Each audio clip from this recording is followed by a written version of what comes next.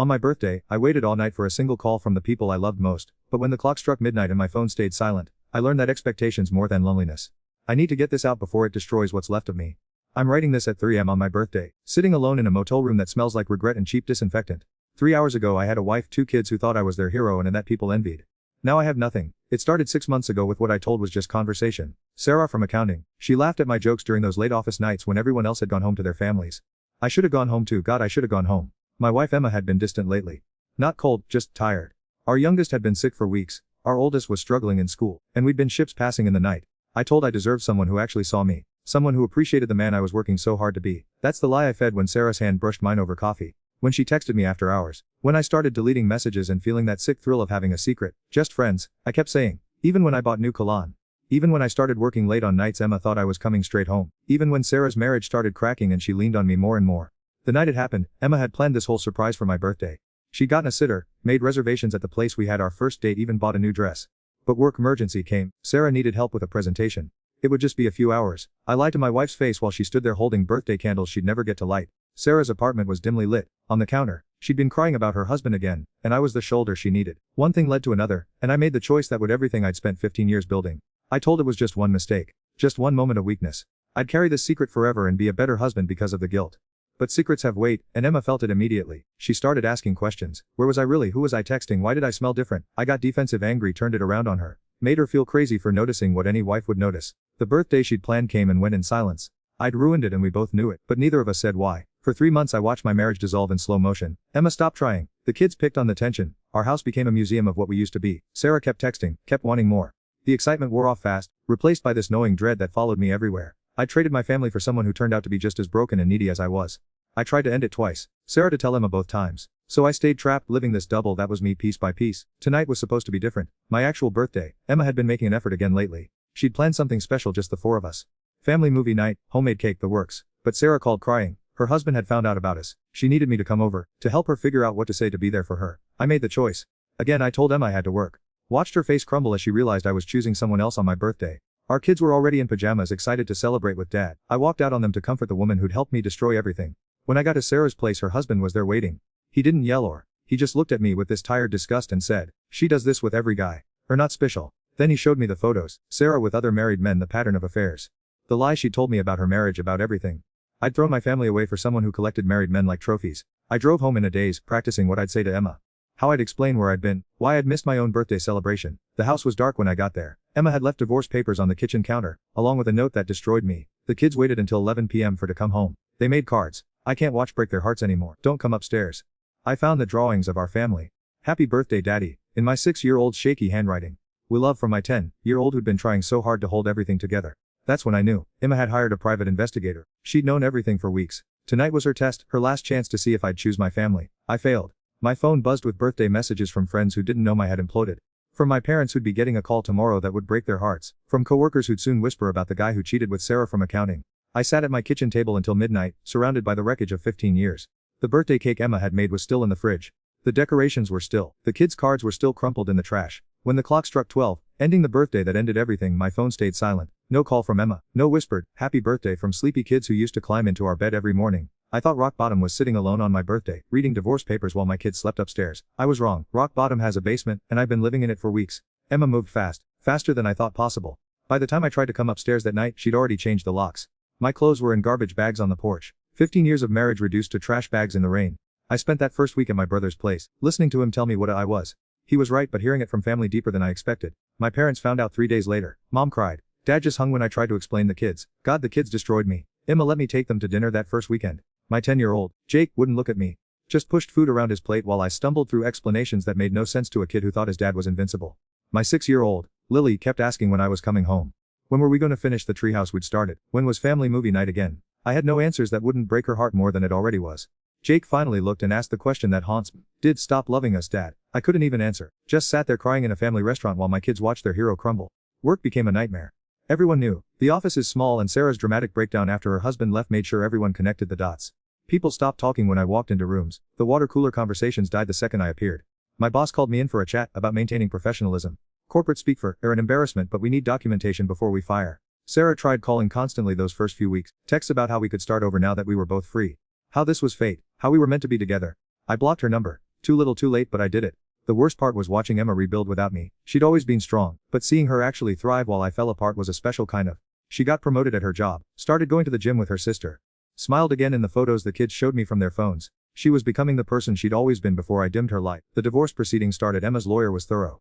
Every deleted text recovered, every lie documented, every time I'd chosen Sarah over my family laid out in legal language that made me look like the monster I'd become. I tried to for custody. 50-50 time with the kids. Emma's response came through Peter's. He made his choice repeatedly. The children need stability. She was right. I hadn't just cheated once. I'd chosen to keep cheating every day for months. Every lie was a choice. Every missed dinner was a choice. Every time I smelled like another woman was a choice. My weekends with the kids became exercises in awkwardness.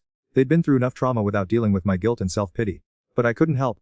I kept trying to be the fun dad, overcompensating with expensive toys and activities I couldn't afford. Jake saw right through it, started asking to go home early, started flinching when I tried to hug him, started looking at me like I was a stranger who happened to know his middle name. The financial destruction was swift. Emma got the house, rightfully. I got the debt and a studio apartment that smelled like the previous tenant's cigarettes. Child support, alimony, lawyer fees, therapy bills for the kids I'd traumatized. My comfortable middle class became paycheck to paycheck survival. Friends picked sides, most picked Emma. She'd been the one hosting dinners, remembering birthdays, maintaining relationships while I worked late or met Sarah for coffee. When the truth came out, the group chat I'd been part of for years went silent. My buddy Mark tried to stay neutral for about a month before even he couldn't stomach being around me. I look at and think about how I lied to my wife's face at barbecues. He said, "How sad at our table knowing what we're doing to Emma." I can't do it, man.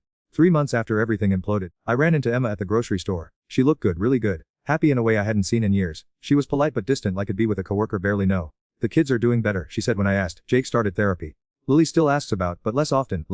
My 6-year-old daughter was forgetting about me already." "I'm sorry," I said for the 100th time. "I know it doesn't matter, but I'm sorry." Emma just nodded. "I know, but sorry doesn't fix what broke." She walked away without looking back. I stood there in the cereal aisle, watching the I destroyed move on without me. That night I did something I haven't done in months. I called my parents. Dad answered, sounded tired. "I miss my grandkids," was the first thing he said. Not hello, not how are, just that to the heart that reminded me I'd stolen them from everyone who loved them.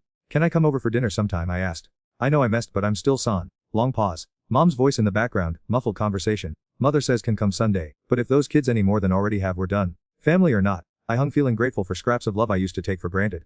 Last week Jake had a school play. Emma texted me the details, said I could come if I wanted.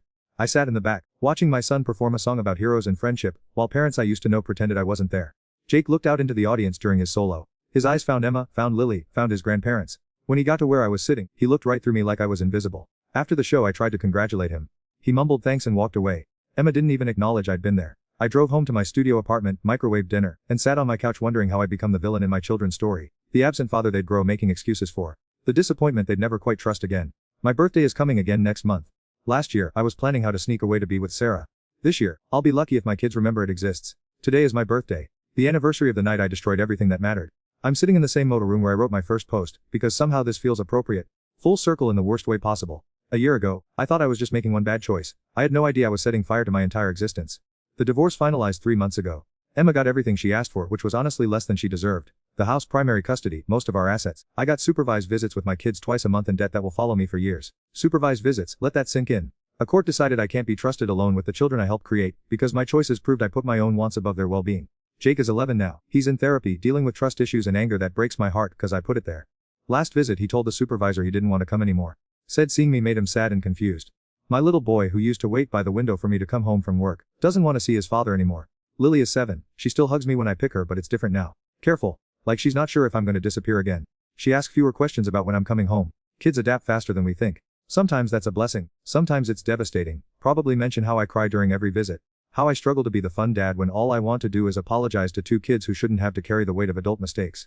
Work fired me 6 months ago. Budget cuts, they called it, but everyone knew. The guy who cheated with Sarah from accounting became a liability. A reminder of poor judgment and workplace drama no company wants around. I'm working retail now.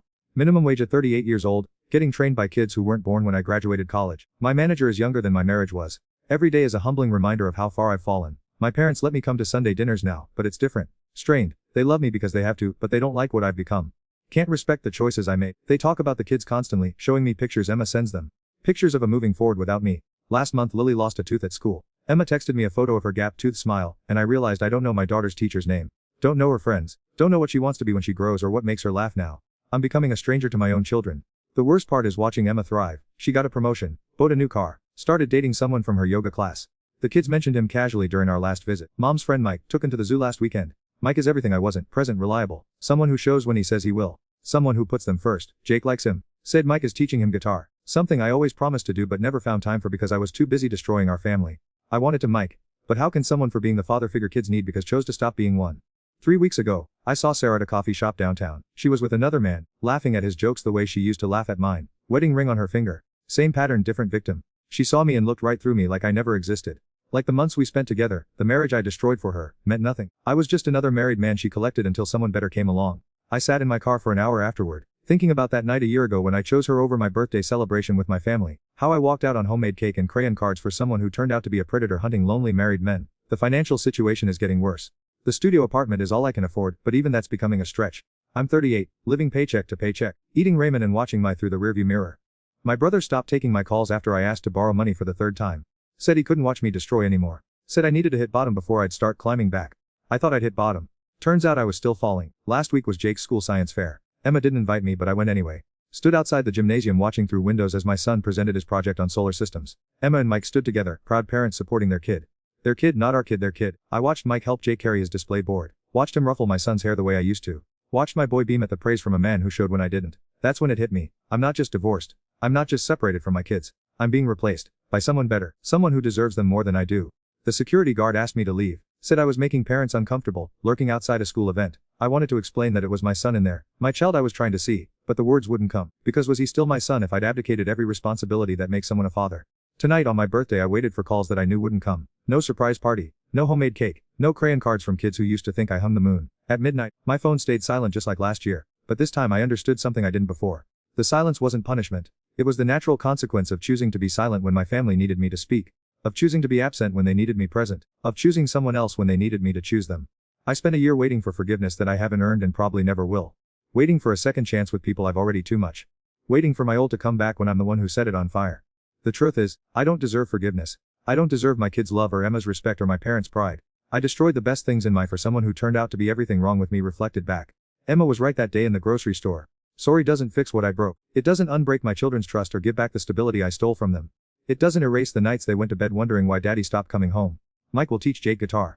Mike will walk Lily down the aisle someday. Mike will be the grandfather to children who will never know that they're real. Grandfather abandoned their father when he was 10 years old. I created the vacancy that he filled. I wrote out of the story and handed the pen to someone else. Tomorrow I start over. Again, different city, different job, different attempt at building something from the ashes. Maybe someday I'll be worthy of a relationship again. Maybe someday I'll trust around happiness. But I'll never be their father again. Not really, I'll always be the cautionary tale they tell their friends. The reason they'll have trust issues in their own relationships. The ghost that haunts their family photos. If you're reading this and thinking about making the choice I made, stop. Whatever think are missing, whatever think deserve, whatever lie are telling about harmless flirtation or emotional connection, just stop. Because when betray the people who love most, don't just lose them.